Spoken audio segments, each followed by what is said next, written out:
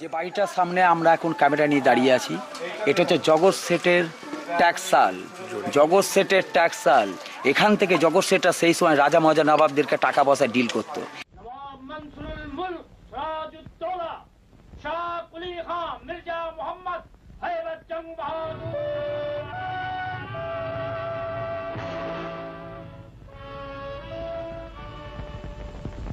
সিপাহ সালার মীর জাফর আলী খান।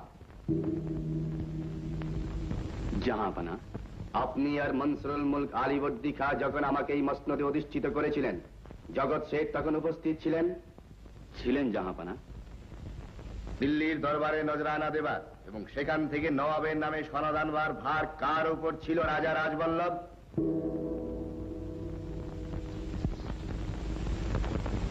এবার ধনকুবের জগৎ শেঠের উপরই ন্যস্ত ছিল জাহাপানা। মাহতাব চাঁদ জগৎ শেঠ, আদেশ করুন জাহাপানা। সনদ আনা। এদের গোটা ভারতবর্ষ জুড়ে হুন্ডির কারবার ছিল, অর্থাৎ এরা ছিল সেই সময়কার ফাইন্যান্সার। সিরাজদৌল্লা বলুন, আলীবর্দী সাহেব বলুন, সবাই কিন্তু এদের কাছে টাকা পয়সা ধার নিতেন। আর জগৎ শেঠ কিন্তু কোনো লোকের নাম না, এটা একটা সম্মান উপাধি পদবি পেয়েছিলেন। এটা দিল্লির যে মোগল তাদের কাছ থেকে ফরমান জারি করা। এক এক জায়গায় এক একটা শেঠদের হুন্ডির কারবার ছিল। আর যে বাড়িটার সামনে এখন ক্যামেরার মধ্যে মুখটা করা আছে, এটা হচ্ছে তারই একজন, অর্থাৎ ফতেজাদ